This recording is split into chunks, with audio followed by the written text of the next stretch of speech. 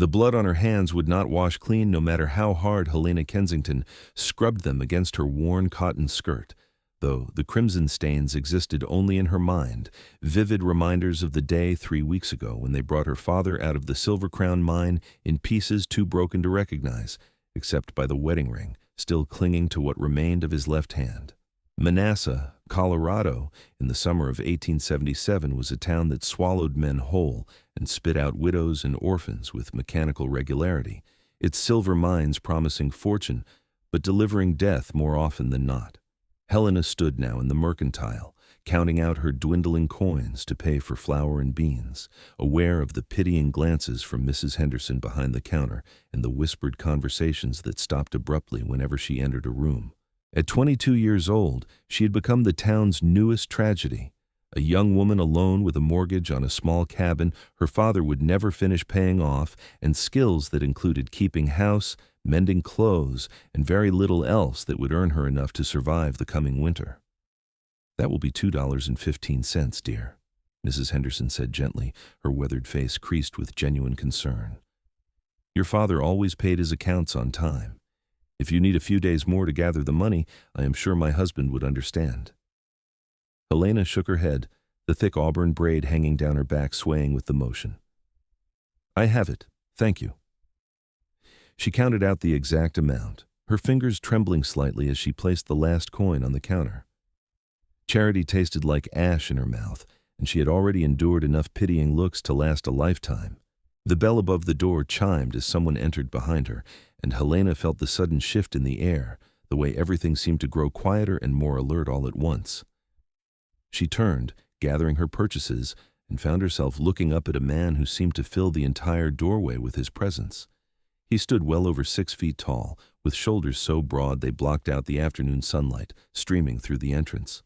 Dark hair fell past his collar, slightly wild and unkempt, framing a face that was all sharp angles and weathered skin, the kind of face that spoke of years spent under open skies and harsh conditions. His eyes, pale blue like mountain ice, swept across the room before settling on her with an intensity that made her breath catch. "Madam," he said, his voice a low rumble as he stepped aside to let her pass, one hand touching the brim of his worn hat in a gesture of respect. Helena managed a nod, clutching her parcels against her chest as she hurried past him, catching the scent of pine and leather and something wild that seemed to cling to his buckskin coat. She heard Mrs. Henderson greeting him as the door closed behind her. Asher Yardley, as I live and breathe. I thought you were still up in the high country." The name meant nothing to Helena as she made her way down the dusty main street toward her cabin on the eastern edge of town, but she found herself thinking about those ice-blue eyes long after she had put away her meager supplies and settled into the routine of another lonely evening. Her father's empty chair sat in its usual place by the fireplace, and Helena carefully avoided looking at it as she prepared a simple supper of cornbread and the last of the salt pork. She had just finished eating when someone knocked on her door, 3 solid raps that echoed through the small cabin. Helena set down her plate and moved cautiously to the entrance, aware that a woman alone was vulnerable in ways she had never had to consider when her father was alive. She cracked the door open and found Mr. Thornton, the mine foreman, standing on her rickety porch steps, his hat in his hands and an expression on his face that sent cold dread pooling in her stomach. "Miss Kensington," he began, his voice apologetic but firm, "I'm afraid I have some difficult news. The mine company has completed its investigation into your father's accident." Helena's fingers tightened on the doorframe. And they have determined that the collapse was due to Joseph failing to properly shore up the tunnel he was working in. Company policy states that in cases of worker negligence, no compensation is to be paid to surviving family members. Mr. Thornton shifted his weight from foot to foot, clearly uncomfortable but unwilling to meet her eyes. "I'm sorry, Miss Kensington. Truly I am. Your father was a good man, but rules are rules." The words hit her like physical blows. "My father worked in that mine for 6 years without a single incident. He was the most careful man I ever knew. This is a lie. I understand you are upset, but the company's engineers have reviewed all the evidence. The decision is final." Mr. Thornton placed his hat back on his head. "I am truly sorry. I wish there was something I could do." He left her standing in the doorway as darkness fell across the mountains, the last light bleeding from the sky like hope draining from a wound. Helena closed the door and leaned against it, her mind racing through calculations she had already made a dozen times. Without the compensation money, she had perhaps 3 weeks before she would be unable to pay the mortgage. The bank would take the cabin, and she would be left with nothing but the clothes on her back and nowhere to go. Sleep came in fragments that night, broken by dreams of dark tunnels and falling rock, and her father's voice calling her name from somewhere she could never reach. She woke before dawn, exhausted and hollow, and decided that sitting idle would only drive her to madness. If the mine company would not give her answers, she would find them herself. The Silver Crown mine sat 2 miles outside of town, carved into the mountainside like a wound in the earth. Helena had never been inside it, had never wanted to see the place that consumed so much of her father's life. But now she walked toward it with grim determination, her practical boots kicking up dust on the rough road. The morning shift had already descended into the depths, and only a few workers remained above ground, moving equipment and loading ore into wagons. She recognized one of them, a young man named Samuel, who had sometimes walked home with her father after their shifts ended. He looked surprised to see her, then uncomfortable, as though her presence reminded him of things he would rather forget. "Miss Kensington," he said, glancing around nervously, "you should not be here. The foreman does not like visitors." "I need to know what really happened to my father," Helena said, keeping her voice steady despite the fear churning in her gut. "You worked the same section he did. You must know something." Samuel's face went pale. He moved closer, lowering his voice to barely above a whisper. "Please, miss, go home. There's nothing you can do, and asking questions will only make things worse for you." "Worse how? They have already taken everything from me." Helena grabbed his arm, desperation making her bold. "Please, Samuel, my father deserves the truth." The young man looked at her with genuine pity and fear warring in his expression. "The shoring was fine. Your father did everything right. But the company has been cutting costs, using inferior timber, pushing us to dig faster and deeper without proper safety measures. When that tunnel collapsed, it was because the supports they provided were rotten through. But if they admit that, they will have to pay compensation to you and shut down half the mine for safety improvements they cannot afford. So they blamed Joseph instead." He pulled his arm free, backing away. "And if they know I told you this, I will lose my job or worse. Now please, forget you ever came here." Helena stood frozen as Samuel hurried away, his words confirming what her heart had known all along. Her father had not died because of his own negligence. He had died because greedy men valued profit more than human lives. The injustice of it burned through her like wildfire, hot and consuming, but beneath the anger was the cold realization that she had no power to fight them. The mine company owned half of Manasseh, and a single woman with no money and no connections could not stand against them. She walked back to town in a daze, her mind still reeling, and found herself passing the small church where Reverend Matthews was sweeping the front steps. He looked up as she approached, his kind face creasing with concern. "Helena, my dear, how are you managing?" The question, asked with such genuine care, nearly broke the dam she had built around her emotions. She swallowed hard. "I am managing, Reverend, though I confess I do not know for how much longer." He set aside his broom and descended the steps, his hand coming to rest gently on her shoulder. "I have been thinking about your situation. There is a family in Denver, good Christian people, who are looking for a governess for their children. I could write them a letter of recommendation. It would not be much, but it would be honest work and a roof over your head." Denver. The word felt like a door closing on everything she had ever known. This cabin, this town, despite all its hardships, was home. It was where her mother was buried, where her father had tried to build a life for them. Leaving felt like abandoning the last pieces of him that remained, but staying meant starving. Helena forced herself to nod. "Thank you, Reverend. That is very kind." She left him there and continued toward home, her heart heavy with the weight of impossible choices. The afternoon sun beat down mercilessly as she walked, and she was so lost in her thoughts that she did not notice the commotion ahead until she was nearly upon it. A crowd had gathered near the livery stable, voices raised in excitement and alarm. Helena pushed forward, trying to see what had caused the disturbance, and caught sight of two men locked in a struggle in the middle of the street. One of them was Buck Carlson, the mine company's chief enforcer, a brutal man with a reputation for violence. The other was the stranger from the mercantile, Asher Yardley. And even outnumbered, because two more of Carlson's men circled like wolves, he moved with a fluid grace that spoke of someone who had survived far worse than a street brawl. His fist connected with Carlson's jaw with a crack that echoed down the street, sending the larger man stumbling backward. "You want to try that again without your dogs?" Asher said, his voice calm despite the violence. And Helena could see now the controlled power in every line of his body, muscles coiled and ready beneath his shirt. Carlson spit blood into the dust and reached for the gun at his hip. The crowd gasped and scattered, and Helena found herself frozen in place, unable to look away. But before Carlson could clear leather, Asher had closed the distance between them and grabbed his wrist, twisting with brutal efficiency until the gun dropped to the ground. Another punch, precisely placed, and Carlson went down hard, unconscious before he hit the dirt. His two companions backed away, hands raised, clearly wanting no part of a fight they could not win. Asher let them drag Carlson away, his breathing barely elevated, then turned and caught sight of Helena standing at the edge of the dispersing crowd. Their eyes met, and she saw recognition flash across his face, though she could not imagine why he would remember her from one brief encounter in the mercantile.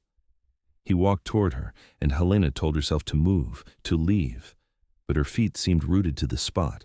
Up close, she could see the fresh bruise forming along his jaw and a cut above his eyebrow that was bleeding sluggishly into his hairline.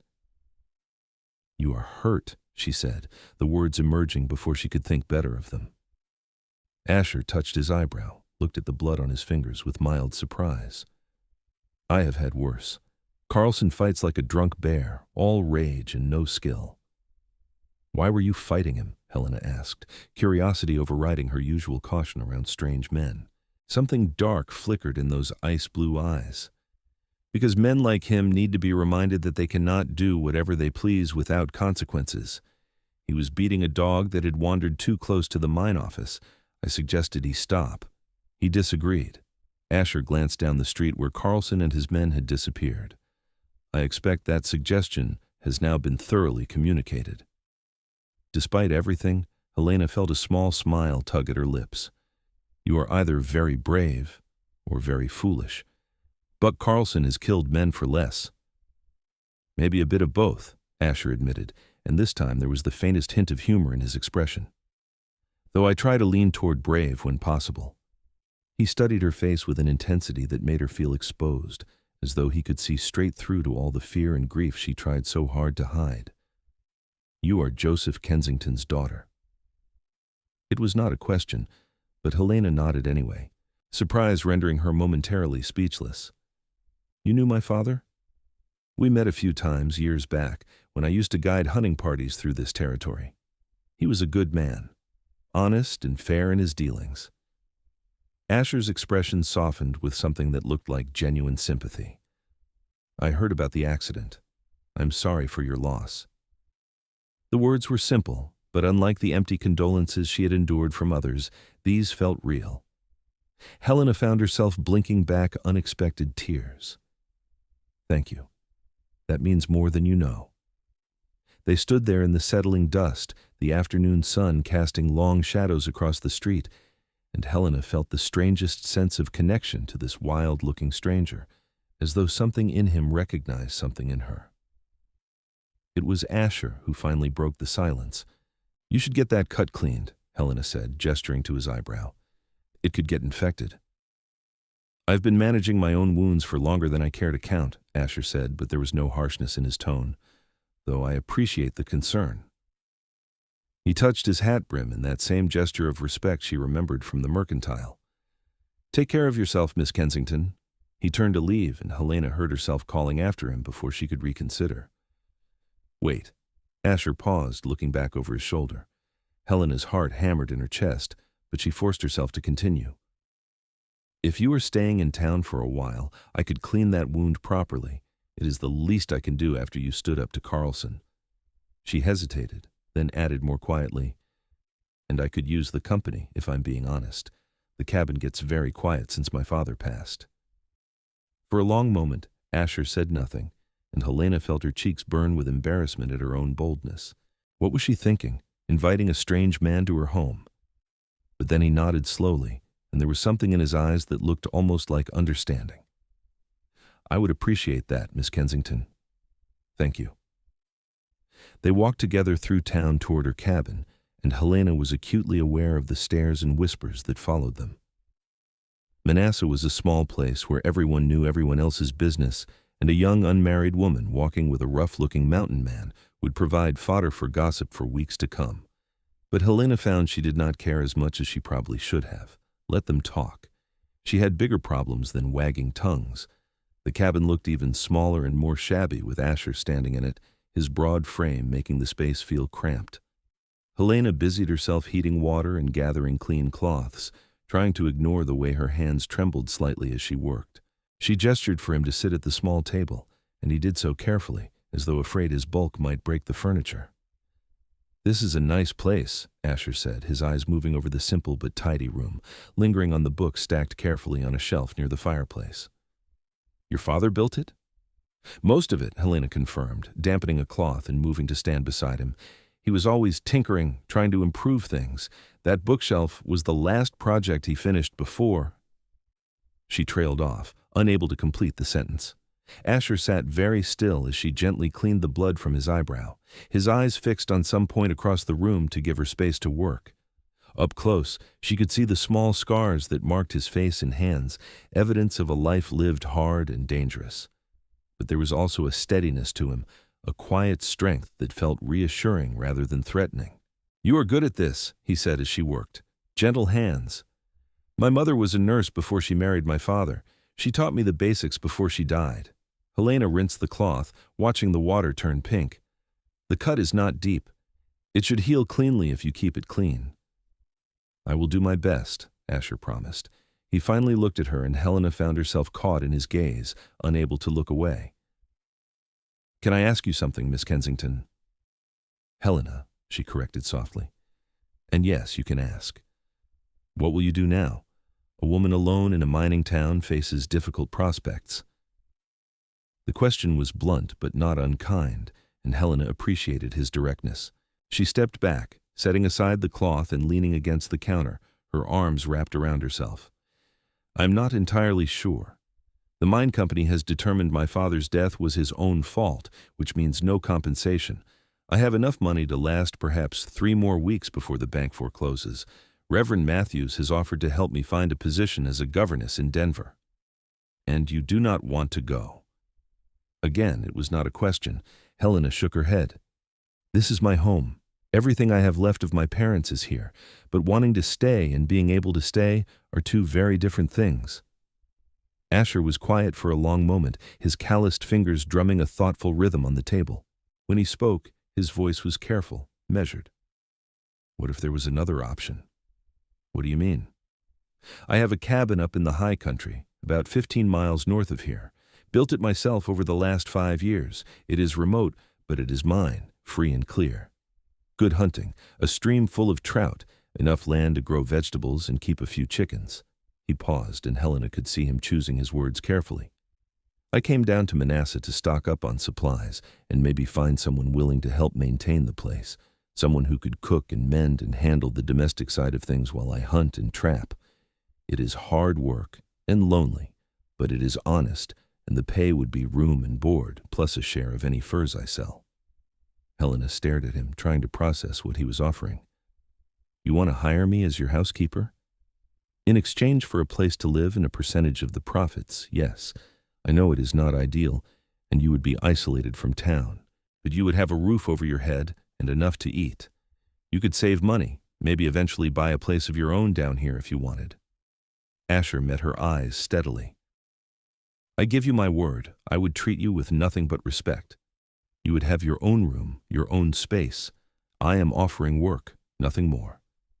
It was a wildly inappropriate arrangement by any conventional standard. An unmarried woman living alone with an unmarried man in the wilderness would destroy what remained of her reputation.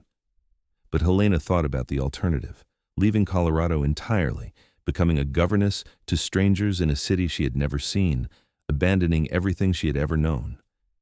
At least Asher's offer would let her stay near Manasseh, near her parents' graves, near the only home she had ever had. "I would need to think about it," she said finally.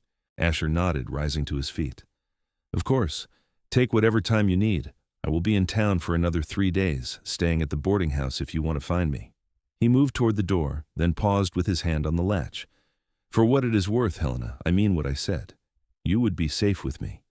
I have spent most of my life alone in those mountains, and I have learned that a man's word is the only thing that truly matters. Mine is solid." After he left, Helena sank into her father's chair and stared at the dying embers in the fireplace, her mind churning. 3 days to decide the course of her entire future. 3 days to choose between impossible options, each one requiring her to sacrifice something precious. That night, she pulled out the small lockbox where her father had kept important papers and counted her remaining money 3 times, hoping the numbers would somehow change. They did not. $16.32. Barely enough for another week's food, let alone the mortgage payment due in 10 days. She thought about Asher Yardley, this stranger who had appeared in her life like something out of a story, offering an escape she had not dared to imagine. What did she really know about him? That he was strong enough to take down Buck Carlson with ease, that he had defended a dog from a beating, that her father had known him and found him honest, that he looked at her with those ice-blue eyes and saw something worth helping. It was not much to stake her future on, but it was more than she had anywhere else. The next morning, Helena walked to the small cemetery on the hill overlooking town and stood before her parents' graves, their simple wooden markers already weathering in the harsh mountain sun. She told them about Asher's offer, speaking aloud even though only the wind could hear her. "I do not know what to do," she admitted, her fingers tracing the carved letters of her father's name. "You always told me to trust my instincts, Papa, but right now my instincts are screaming in a dozen different directions." She closed her eyes, feeling the sun warm on her face. "I wish you were here. I wish you could tell me what to do." But the dead kept their counsel, and Helena was left alone with her impossible choice. She spent the day cleaning the cabin with nervous energy, scrubbing floors that were already clean, and reorganizing shelves that needed no reorganizing. When evening came, she sat on the porch steps and watched the sun set behind the mountains, painting the sky in shades of orange and purple that stole her breath.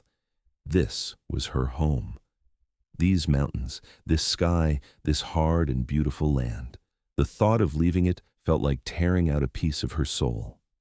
Helena made her decision sometime during that long twilight, though she could not have said exactly when. She only knew that when full darkness finally fell and the stars emerged in their thousands, she felt a strange sense of peace settle over her. The next morning, she dressed carefully in her most practical clothes and walked to the boarding house where Asher was staying. Mrs. Patterson, who ran the establishment, gave her a disapproving look as she asked for Asher's room number, but Helena ignored it. She was done caring about the opinions of people who offered judgment, but no actual help.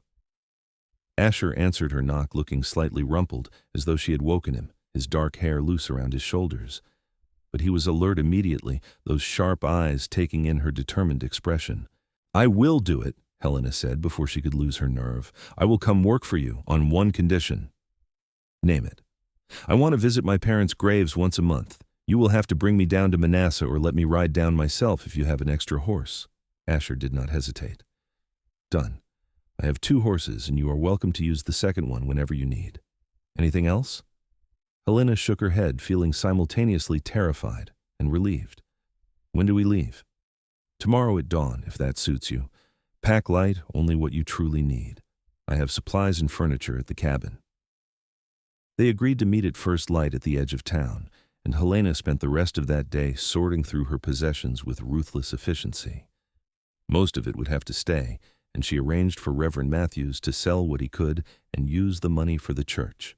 She packed 1 trunk with clothes, her mother's medical supplies, her father's books, and a small wooden box containing her parents' wedding rings and a few precious photographs.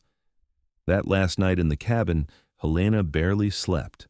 She lay in the bed where she had slept since childhood, and listened to every creak and groan of the structure her father had built with his own hands.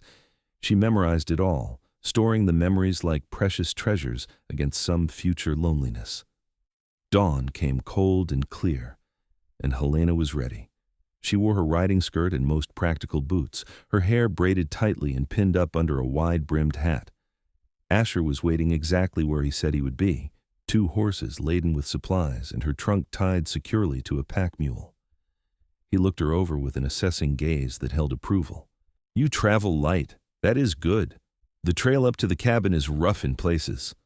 Helena took the reins of the smaller horse, a gentle-looking mare with kind eyes. "What is her name?" "Juniper. She is steady and sure-footed. She will take care of you." Asher swung up onto his own mount, a large gelding that suited his size. "Ready?" Helena looked back at Manasseh one last time, at the rough buildings and dusty streets that had been her entire world. Then she turned her face toward the mountains and nodded. "Ready." They rode out as the sun cleared the eastern peaks, heading north into country that grew wilder with every mile. Asher set a steady pace, not rushing but not dawdling either, and Helena found that she enjoyed the rhythm of it, the way Juniper moved beneath her with smooth confidence. The trail climbed steadily upward, leaving behind the mining scars and entering forests of pine and aspen that whispered secrets in the wind. Asher was not much for conversation, but his silence felt comfortable rather than awkward. When they stopped to rest the horses at midday, he shared jerky and hardtack from his saddlebags and pointed out landmarks, teaching her the lay of the land with patient detail. "That peak there, the one with the split top, is called Widow's Watch. If you ever get turned around, you can navigate by it. The cabin sits almost due west." He handed her his canteen, and Helena drank gratefully. "And that meadow down below, the one with the creek running through it, has the best fishing you will ever find. I will teach you how to catch trout if you do not already know." "My father taught me the basics, but I am not very skilled," Helena admitted. "Skill comes with practice. By winter you will be able to pull dinner out of that creek with your eyes closed." The afternoon brought them higher still, into country so beautiful it made Helena's chest ache. They passed waterfalls that tumbled down cliff faces and meadows carpeted with wildflowers in every color imaginable. Eagles soared overhead, and once Asher held up a hand for silence and pointed to a small herd of elk moving through the trees, their antlers magnificent in the dappled light. "This is incredible," Helena whispered, afraid to break the spell of the moment. Asher looked at her, and there was something in his expression that might have been pleasure at her reaction. "Wait until you see the view from the cabin." They reached it just as evening was falling, and Helena understood immediately what he meant. The cabin sat in a clearing at the edge of a high meadow, built solidly from thick logs with a stone chimney rising from one end. But it was the view that stole her breath. The entire valley spread out below them, and beyond that, range after range of mountains marching away to the horizon, their peaks still capped with snow that glowed pink in the setting sun. "Oh," Helena breathed, and could find no other words adequate to the sight. Asher dismounted and came to help her down, his hands strong and steady at her waist. "Welcome home," he said quietly. The cabin's interior was simple but well built, consisting of one large main room with a kitchen area at one end and a stone fireplace at the other, plus 2 smaller rooms that served as bedrooms. The furniture was rough but sturdy, clearly handmade, and everything was surprisingly clean for a bachelor's dwelling. "I straightened up before I left for town," Asher explained, reading her expression.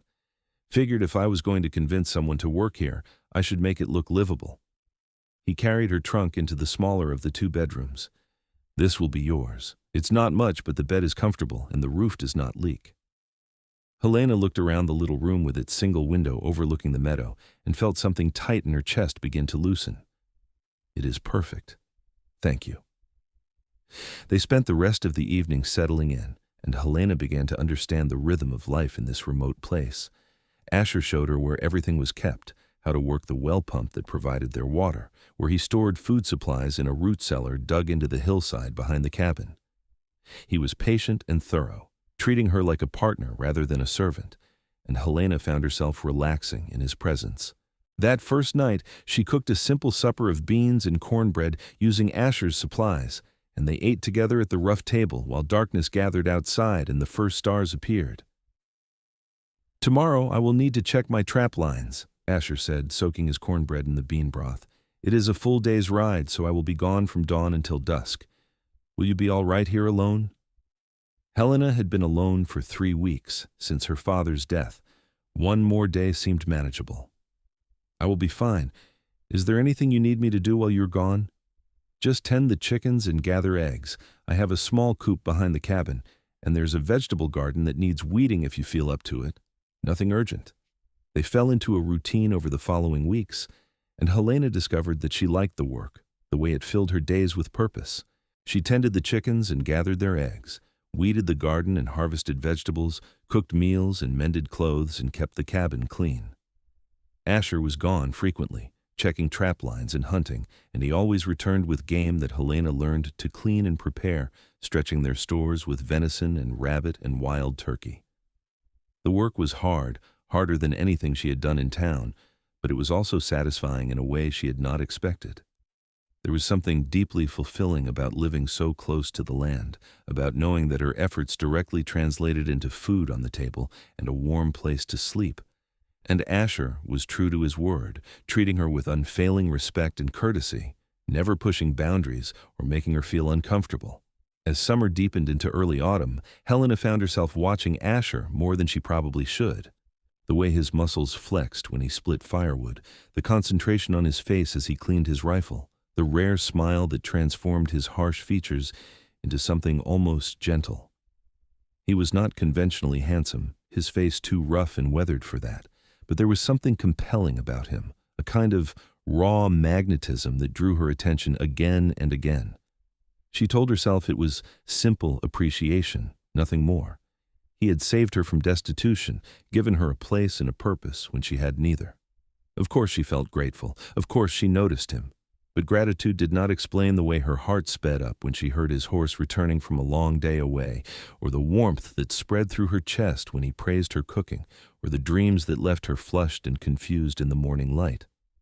The realization that she was developing feelings for Asher Yardley hit her one evening in late September as they sat on the porch watching the sunset. He was whittling a piece of wood, his hands moving with practiced ease, and Helena was supposed to be mending a tear in his shirt, but found herself watching those hands instead, thinking about how gentle they always were, despite their obvious strength. "You are staring," Asher said without looking up, but there was amusement in his voice. Helena flushed and looked down at her mending. "Sorry, I was just thinking." "About what?" She should have deflected, changed the subject, but something in the peaceful evening made her honest. "About how different my life is now compared to 3 months ago. How strange it is that I'm happier here, in the middle of nowhere, than I ever was in town." Asher set aside his whittling and looked at her, really looked at her, with an intensity that made her breath catch. "Are you? Happy, I mean?" "Yes," Helena said, and realized it was true. Despite everything she had lost, despite the uncertainty of her future, she felt more at peace than she had in years. "Are you?" The question seemed to surprise him. He was quiet for a long moment, his eyes searching her face. "I have lived alone for a long time," he said finally. "Told myself I preferred it that way. But having you here, hearing your voice, coming home to a lit cabin and a hot meal, it has made me realize what I was missing." He paused, then added more quietly, "So yes, Helena, I am happy. Happier than I have been in a very long time." The air between them felt charged with something Helena could not quite name. She set aside her mending, her hands trembling slightly. "Asher, I need to ask you something." "Anything."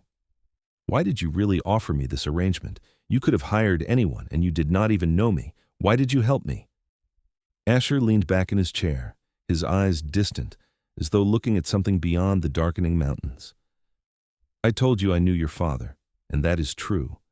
But what I did not say is that he once did me a great kindness. About 8 years ago, I was in Manasseh during a particularly harsh winter, nearly dead from pneumonia and out of money. Your father found me half frozen in an alley behind the saloon and brought me to your home. Your mother nursed me back to health over 3 weeks, and your father refused to accept any payment." Asher's voice roughened with emotion. "They saved my life, and I never got a chance to thank them properly. When I heard about the accident, heard that Joseph's daughter was left alone and struggling, It felt like Providence was giving me a chance to repay that debt. Helena felt tears prick her eyes. I do not remember you being there. You were probably about 14 at the time, and I was delirious with fever most of my stay, but I remember your mother's gentle hands and your father's gruff kindness. They were good people, Helena, the best I have ever known. He met her eyes. And you are just like them. The tears spilled over, and Helena did not try to stop them. She cried for her lost parents, for the father who had saved a stranger without asking for anything in return, for the mother who had died too young, for all the grief she had been holding in for months. And when Asher moved his chair closer and pulled her against his broad chest, letting her sob into his shirt, she let him, taking comfort in his solid warmth and the steady beat of his heart beneath her cheek. When the storm of emotion finally passed, Helena pulled back, embarrassed by her outburst. I'm sorry, I got your shirt all wet. I have others, Asher said, his hand still resting gently on her back, and you have nothing to apologize for. Grief has its own timeline. You cry when you need to. Helena looked up at him, at the kindness in his eyes and the strong lines of his face softened by the last light of day, and felt something shift inside her, like a key turning in a lock. This man, this rough mountain man who could kill a bear with his bare hands, but chose instead to rescue dying dogs and desperate women, had somehow become the most important person in her world. Thank you, she whispered, for everything. Asher's hand came up to cup her face, his thumb brushing away the last of her tears. You do not need to thank me, Helena. Having you here, it is... He trailed off, seeming to struggle for words. It is everything I did not know I needed. They stayed like that as full darkness fell and the stars emerged overhead, and Helena knew with absolute certainty that she was falling in love with Asher Yardley. The knowledge should have terrified her, but instead it felt right, like coming home after a long journey. The first snow came in early October, dusting the high peaks with white and turning the meadow grasses golden. Asher began preparing for winter in earnest, chopping massive amounts of firewood and stacking it under a covered lean-to, checking the cabin's chinking for gaps, laying in extra supplies. Helena helped however she could, preserving vegetables from the garden and smoking meat, and making sure they had enough of everything to last through months of potential isolation. Winter up here is no joke, Asher warned as they worked. There will be times when we are snowed in for days or even weeks at a stretch. The cold can be brutal, and the loneliness even worse for those not accustomed to it. I have you, Helena said simply. I will not be lonely.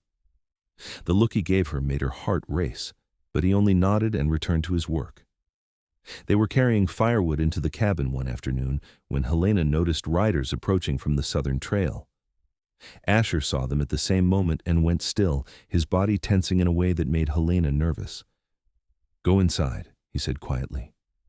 Who are they? Trouble, most likely. Please, Helena, go inside and stay there until I tell you it is safe. Helena wanted to argue, but something in his tone made her obey. She slipped into the cabin but positioned herself at the window where she could see what was happening. There were 3 riders, and as they drew closer, Helena recognized the bulk of Buck Carlson in the lead. Her stomach dropped. The mine enforcer looked even more brutal than she remembered, his face still showing the bruises from his fight with Asher weeks ago. The 2 men with him were equally rough-looking, their hands never far from the guns at their hips. Asher stood in the yard, relaxed but ready, as they reined in their horses. This is private property, Carlson. You are not welcome here. Did not come for a social call, Yardley, Carlson said, his voice thick with menace. Came to deliver a message from Mr. Thornton and the mine company. Seems they have been asking around about Miss Kensington, wondering where she went off to. Imagine my surprise when I heard she had taken up with you in the mountains. What Helena does is her own business, and none of yours or the mine company's. Carlson leaned forward in his saddle, his smile ugly. See, that is where you are wrong. The mine company is still owed money on that cabin her father failed to pay off before he died. They figure Miss Kensington owes them, and they would like to collect. The cabin was foreclosed and sold, Asher said flatly. Any debts died with it. Helena owes them nothing. Well now, Mr. Thornton sees it differently. He thinks maybe Miss Kensington has been spreading lies about the mine, making wild accusations about safety violations and such. The kind of talk that could cause real problems if it got to the wrong ears. Carlson's hand drifted toward his gun. He thought maybe a reminder of where her loyalties should lie might be in order. "You need to leave," Asher said, his voice gone cold and deadly. "Right now." "Or what? You going to take on all three of us?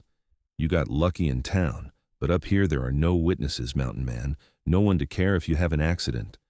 Helena's hands clenched into fists as she watched, her heart pounding with fear for Asher. But he did not move, did not show even a flicker of concern at the threat. "First shot you fire, you better make it count," Asher said conversationally, "because I promise you will not get a second one. And even if you manage to kill me, what do you think happens next? You think you can just murder a man and ride away clean? I have friends in these mountains, Carlson. Trappers and hunters who look out for each other. They will find you, and what they do to claim jumpers and murderers will make anything you have planned for me look like a church picnic." Carlson's confidence seemed to waver slightly. Big talk from one man facing three. "Want to test it?" Asher took a single step forward, and something in the movement made all three horses shy nervously. "Or do you want to ride back to Thornton and tell him that Helena Kensington is under my protection now, and anyone who comes after her will answer to me?" The standoff stretched taut as a bowstring, and Helena barely breathed as she waited to see which way it would break. Finally, Carlson yanked his horse's head around with unnecessary force. "This is not over, Yardley. The mine company does not forget." "Neither do I," Asher replied. "Remember that." They rode away, and Helena watched until they were completely out of sight before rushing outside. Asher turned to meet her, and she saw the worry in his eyes despite his calm demeanor. "Are you all right?" he asked, reaching for her. Helena went into his arms without hesitation, pressing her face against his chest. "I should be asking you that. He threatened to kill you. He threatened a lot of things he is not man enough to follow through on." Asher's arms tightened around her protectively. "But this complicates matters. I did not think the mine company would care enough to come after you." "It is not really about the money," Helena said, pulling back to look up at him. "I think Samuel must have told someone that I came asking questions about my father's death. They are afraid I will make trouble for them." "Will you?" Helena thought about her father, about the injustice of his death and the lies that had followed it. She thought about Samuel's frightened face and the other miners who worked in dangerous conditions every day. I want to expose them for what they are. But one woman with no proof against a powerful mining company? I would not stand a chance." "Maybe not alone," Asher said thoughtfully. "But there might be another way. Give me some time to think on it." They went back inside, and Helena tried to return to her normal routine, but the encounter with Carlson had shaken her more than she wanted to admit. That night, she lay awake in her small room and listened to the wind howling around the cabin, imagining she heard the sound of approaching horses in every gust. A soft knock on her door made her start. "Helena, are you awake?" "Yes," she called, sitting up in bed. Asher opened the door a crack, backlit by the fire still burning in the main room. "I heard you moving around. Could not sleep?" "Too much on my mind." He hesitated, then pushed the door open wider. "May I come in?" Helena nodded, pulling her blanket up around her shoulders as Asher entered and settled himself carefully on the edge of her bed. Up close, she could see the concern etched in the lines of his face. "I need you to know something," he said seriously. "I meant what I told Carlson. You are under my protection now, and I will not let anyone harm you. Not the mine company, not Thornton, not anyone." "I know," Helena said softly. "I trust you, Asher. I have been thinking about what you said, about wanting to expose the mine's practices. There is a federal mining inspector who makes rounds through this territory every few months. His name is George Harrison, and he is one of the few honest men in the business. If we could get testimony from some of the miners about the safety violations, actual evidence of the company's negligence, Harrison could shut them down or at least force them to make changes." Hope flickered in Helena's chest. "Do you really think it is possible?" "It would not be easy, and it could be dangerous. The mine company will not take kindly to anyone who speaks against them. But if we are careful, if we gather enough evidence and get it to Harrison before Thornton knows what is happening." Asher's hand found hers in the darkness, his fingers warm and strong. "We could make them pay for what they did to your father. We could make sure it does not happen to anyone else." Helena squeezed his hand, emotion welling up in her throat. Why are you doing this? You have already done so much for me. Because it is right, Asher said simply, and because I cannot stand to see good people crushed by those with power and no conscience. He paused, then added more quietly, and because you matter to me, Helena, more than I think you realize. Her heart stuttered in her chest. You matter to me too. So much. In the dim firelight filtering through the doorway, she saw Asher's expression shift into something intense and vulnerable all at once. I did not bring you here planning for this to happen, he said, his voice rough. I told myself I was just repaying a debt, doing the right thing. But somewhere along the way, having you here stopped being about obligation and started being about something else entirely. What? Helena whispered, though she thought she knew, hoped she knew. About you. About us. Asher's free hand came up to cup her face, his thumb tracing the line of her cheekbone with heartbreaking gentleness. I am falling in love with you, Helena. Maybe I have been since the moment I saw you in that mercantile, looking lost and brave all at once. And I know this is not what we agreed to. And I know I should not be saying any of this, but I cannot keep pretending that you are just my housekeeper, when the truth is, you have become everything to me. Helena felt tears sliding down her cheeks. But these were good tears, joyful tears. I love you too, she said, the words emerging in a rush of relief. I think I have loved you for weeks now, but I was afraid to say anything, afraid you did not feel the same way. How could I not? Asher asked, wonder coloring his voice. You are brave and kind and strong. You make this cabin feel like a home instead of just a place to sleep. You make me want to be better than I am, to build something that lasts. Helena reached up to cover his hand with hers, turning her face to press a kiss against his palm. Then build it with me. Whatever happens with the mine company, whatever the future holds, let us face it together. Asher leaned down and kissed her then, soft and careful, as though she were something precious that might break. Helena kissed him back, pouring all her love and hope and trust into the connection, and felt him shudder against her as though she had touched something deep inside him that had been locked away for years. When they finally pulled apart, both breathing hard, Asher rested his forehead against hers. I want to marry you, Helena, properly, with a preacher and vows and everything. I want you to be my wife, not just in name but in truth. Will you have me? Yes, Helena said without hesitation. Yes, 1,000 times, yes. They sealed the promise with another kiss, and then another, until Asher finally pulled away with obvious reluctance. I should let you sleep, he said, his voice still rough with emotion. We have a lot to do in the coming days. Stay, Helena said, catching his hand before he could rise. Just for a little while. I do not want to be alone tonight. Asher hesitated, clearly torn between propriety and desire, but finally nodded. He stretched out on top of the blankets beside her, fully clothed, and pulled her against his chest. Helena settled into his warmth with a sigh of contentment, feeling safer and more cherished than she had ever felt in her life. Tell me about George Harrison, she said, her fingers tracing idle patterns on Asher's shirt. How do you know him? He and I have crossed paths a few times over the years. He is a good man, dedicated to his work, and he genuinely cares about the miners' safety. Asher's hand stroked through her unbound hair, and Helena could hear the smile in his voice. He is also stubborn as a mule and does not take kindly to corruption. If we can prove the mine company is cutting corners, he will come down on them like the wrath of God. When does he next come through this area? Should be sometime in the next month or two.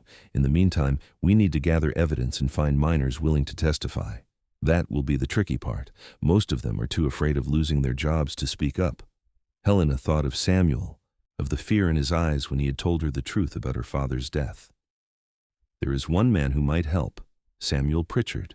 He worked with my father and knows the truth about the accident.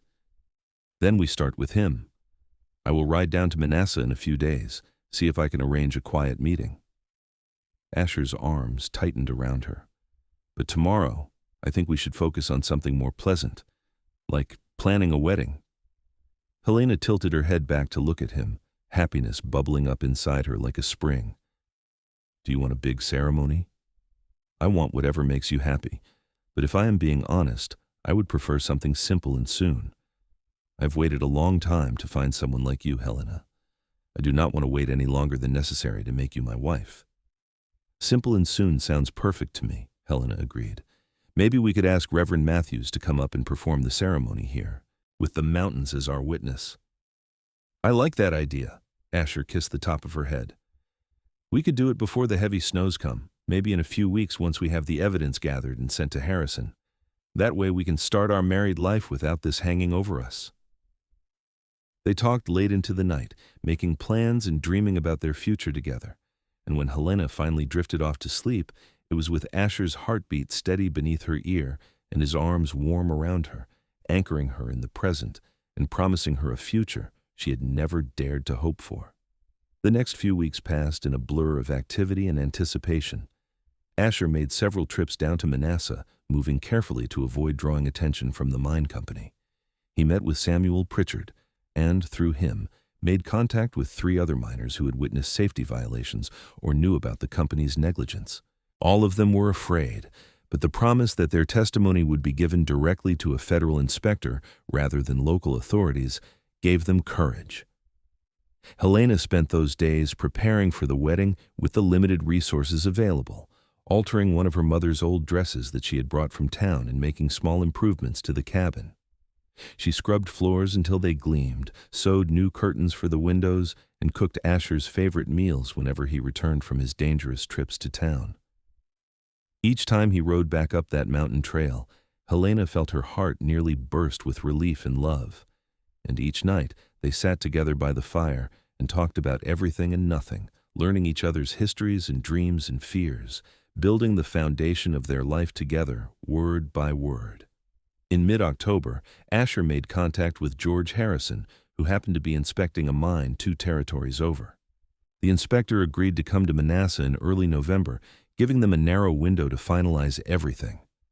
Asher collected sworn statements from the miners, carefully documented evidence of the faulty equipment and rotting timber the company had provided, and even convinced an engineer who had quit in disgust to provide technical testimony about the violations he had witnessed.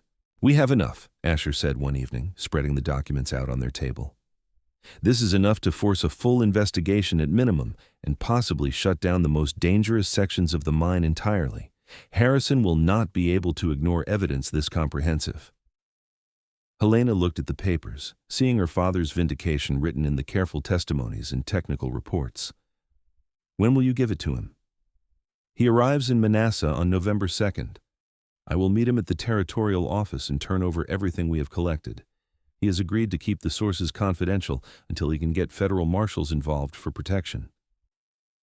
Asher gathered the papers carefully and locked them in a metal box. "And then, once that is done and we know you are truly safe, we get married."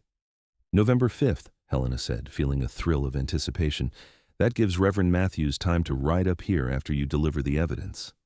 "November 5th, Asher agreed, pulling her into his arms. "The day I make you mine, in the eyes of God and the law." The waiting was agonizing, but finally November arrived, bringing with it the first serious snow. Asher prepared to ride down to Manasseh, bundling the evidence box securely and checking his rifle with the thoroughness of a man expecting trouble. "I do not like leaving you here alone," he said for the 3rd time that morning. "I will be fine," Helena assured him, though her stomach churned with anxiety. "You will only be gone 1 night, and once this is done, we can finally move forward without looking over our shoulders." Asher kissed her thoroughly, as though trying to memorize the taste and feel of her. "I love you. Stay inside, keep the doors barred, and if anyone comes looking for me, you do not know anything about what I'm doing in town, understand?" "I understand. Be careful."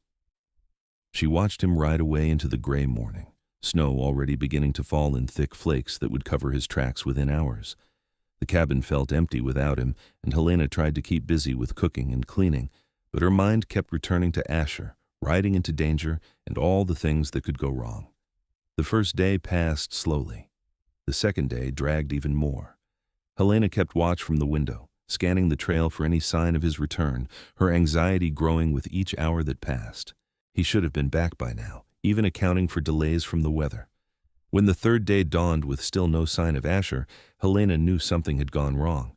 She tried to tell herself there were innocent explanations. Maybe the snow had forced him to take shelter. Maybe Harrison had been delayed, and Asher was waiting for him. Maybe a dozen different things that had nothing to do with Buck Carlson or the mine company discovering what they were planning. But deep in her bones, she knew better. On the afternoon of the third day, Helena heard horses approaching. She grabbed the rifle Asher had taught her to use and positioned herself by the window, her heart hammering. But when the riders came into view, she recognized Reverend Matthews in the lead, accompanied by two men she did not know. She opened the door cautiously, keeping the rifle visible. "Reverend, what are you doing here? Where is Asher?" The old preacher's face was grave as he dismounted. "That is what we came to tell you, child. May we come in?" "It is not a conversation for the cold." Helena let them inside, her hands shaking so badly she nearly dropped the rifle. The two men with Reverend Matthews introduced themselves as Deputy Marshal William Grant and George Harrison himself, the federal mining inspector. Miss Kensington," Harrison said gently, "Asher Yardley came to meet me 3 days ago with evidence of serious violations at the Silver Crown mine. We were reviewing the materials when men working for the mine company attempted to seize the documents and arrest Asher on fabricated charges." Helena's legs gave out, and she sank into a chair. "Is he alive?" "Yes," Deputy Marshal Grant said quickly. "But he is injured and being held in the town jail. The local sheriff is in the mine company's pocket, and they are planning to charge Asher with theft of company property and assault. It is all nonsense, but they are trying to silence him and discredit the evidence before we can act on it." "We came here for 2 reasons," Harrison continued. "First, to make sure you were safe. If they know about Asher's involvement, they may know about yours as well. Second, to tell you that the evidence he provided is sound and damning. I have already sent word to the territorial governor and requested additional federal marshals. The mine company's days of operating with impunity are over." "But Asher," Helena said, her voice breaking, "how badly is he hurt? What are they charging him with?" Reverend Matthews took her hand. "He took a beating from Carlson and his men before the deputy marshal could intervene. Broken ribs, possible concussion, various cuts and bruises. But he is a strong man, Helena. He will recover." "I need to see him," Helena said, already moving toward her room to gather her things. "I need to go to him." "We were hoping you would say that," Grant said. "You can ride down with us. Harrison and I are staying in Manassas until the federal marshals arrive, and we will make sure you have protection." Helena packed quickly, her mind racing. Asher had been hurt defending her father's memory, fighting for justice against powerful men who thought themselves above the law. She would not abandon him now, would not let him face this alone. The ride down to Manassas was treacherous in the snow, but Helena barely noticed the cold or the difficult conditions. All she could think about was Asher, injured and imprisoned, and the burning need to see him, to know he was truly alive. They reached town after dark, and Deputy Marshal Grant escorted Helena directly to the jail. Sheriff Dawson, a portly man with cold eyes, tried to refuse her entrance, but Grant's federal authority overruled him. Asher was in the last cell, and Helena's heart clenched at the sight of him. His face was a mass of bruises, one eye swollen nearly shut, and he moved gingerly as though every breath pained him. But when he saw her, his battered face transformed with a smile that made him beautiful despite the damage. "Helena," he said, his voice rough, "you should not have come. It is not safe." "Nowhere is safe if you are not with me," Helena said, gripping the bars between them. "Oh God, Asher, what did they do to you?" "Nothing I will not heal from. And it was worth it, sweetheart. Harrison has the evidence. He's going to bring them down." Asher's hand covered hers where it gripped the bar. "Your father will have justice." Tears streamed down Helena's face. "I do not care about justice if it means losing you. Please, there has to be a way to get you out of here." "We are working on it," Deputy Marshal Grant said from behind her. "The charges are fraudulent, but the local judge is also tied to the mine company. We need to wait for the federal marshals and a circuit judge with actual authority." "How long will that take?" Helena demanded. 3 days, maybe 4 if the weather slows them down." "I am not leaving him," Helena said flatly. "I will stay right here in Manassas until he is freed." They argued, but Helena was immovable. Finally, Reverend Matthews offered to let her stay at the parsonage, and she reluctantly agreed, knowing she could do Asher no good by freezing to death outside the jail. She visited him every day, bringing food that he could barely eat through his split and swollen lips, talking to him for hours about anything and everything just to keep his spirits up. Asher worried constantly about her safety, but with the deputy marshal in Harrison watching over her and the mine company suddenly very aware that federal eyes were on them, no one dared make a move against her.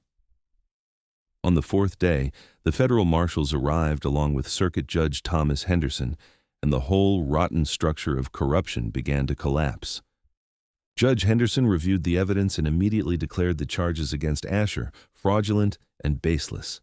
He was released within hours, and Helena was there to catch him when he stumbled coming down the jail steps, his ribs still aching and his body weak from days of confinement and poor conditions. "I have you," she whispered, supporting his weight as much as she could. "I have you, and I am never letting go." Within a week, the federal investigation had expanded to include not just the safety violations, but also evidence of bribery, extortion, and fraud stretching back years. Sheriff Dawson was arrested. Mr. Thornton fled town and was later captured trying to cross into Mexico.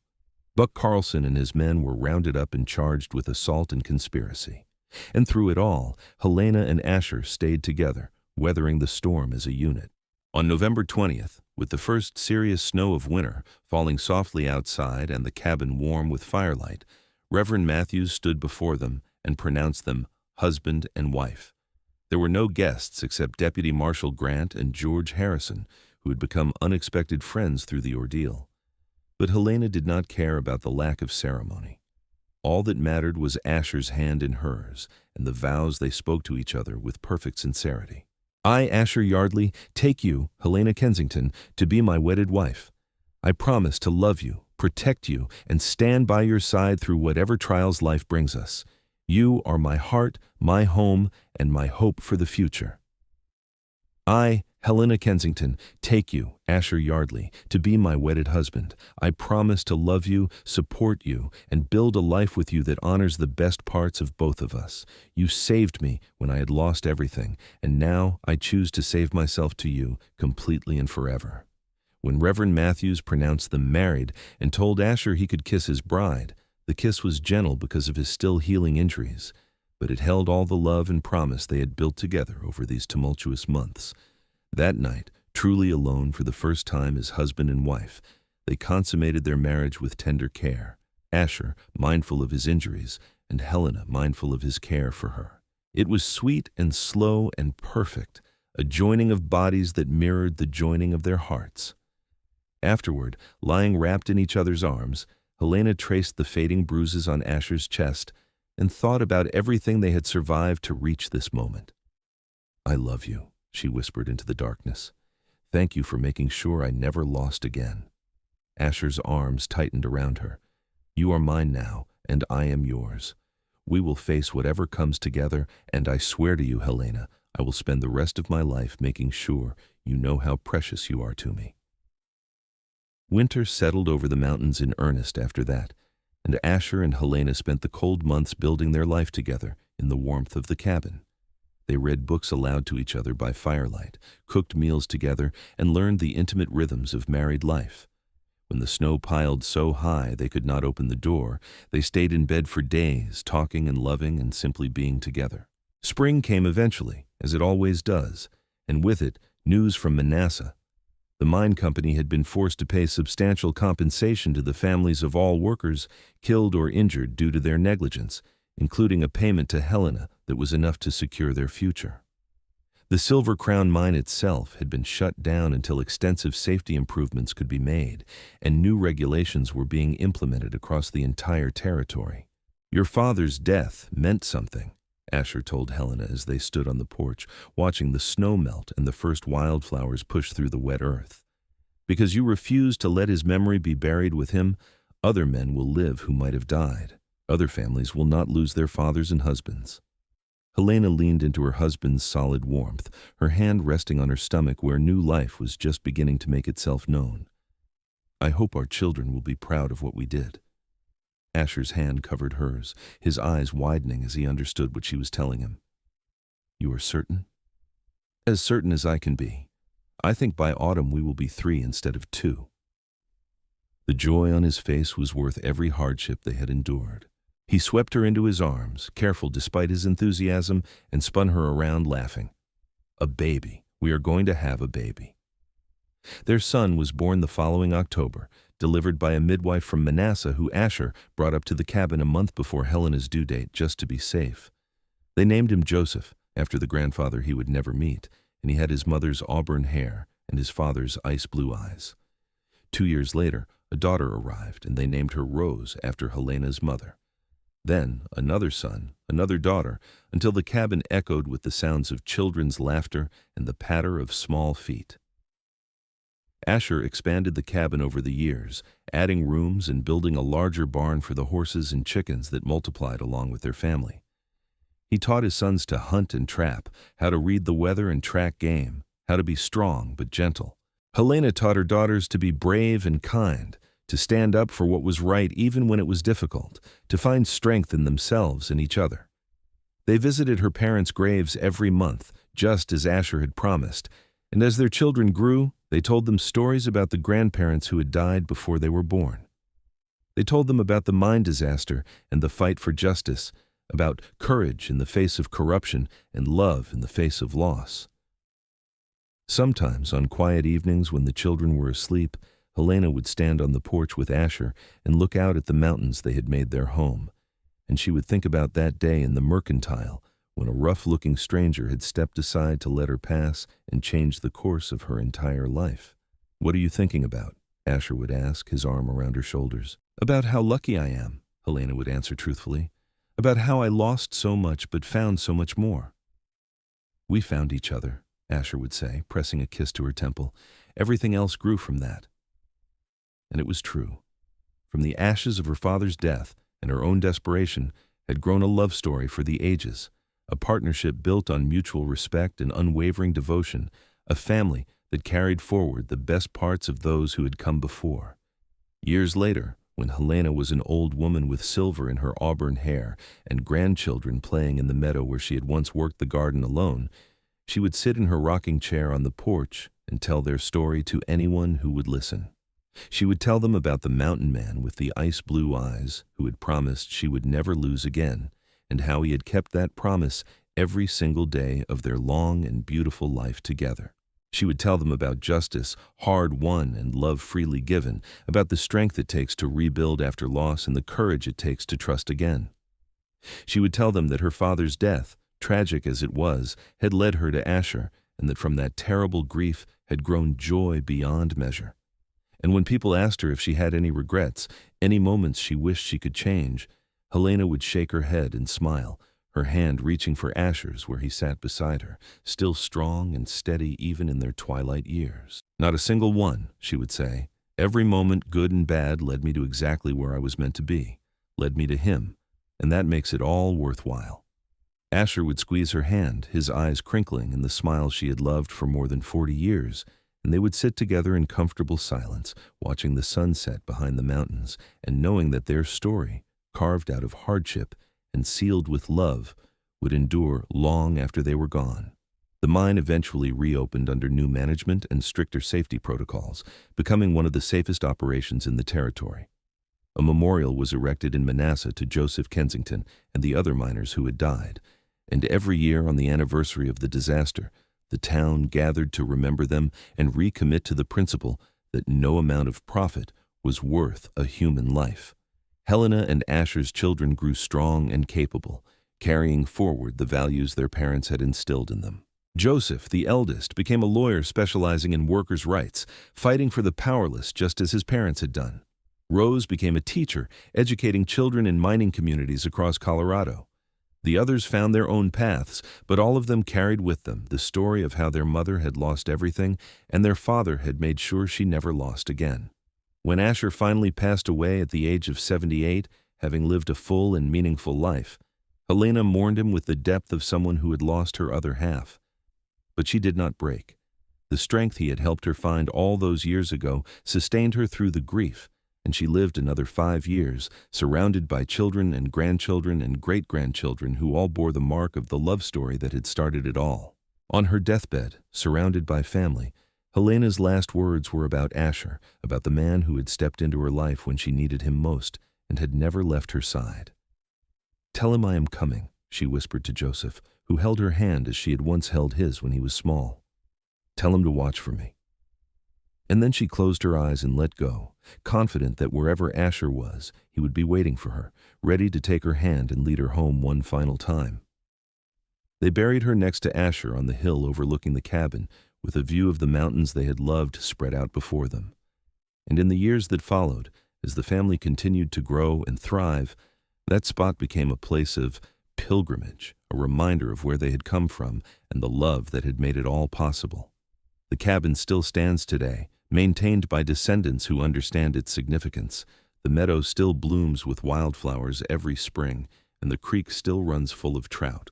And sometimes, on quiet evenings when the wind blows just right through the pines, you can almost hear the echo of laughter and love, the ghosts of a mountain man and the woman he saved who saved him right back, still lingering in the place they made their own. It is a story of loss and redemption, of justice and love, of two souls finding each other against impossible odds and building something that would outlast them both.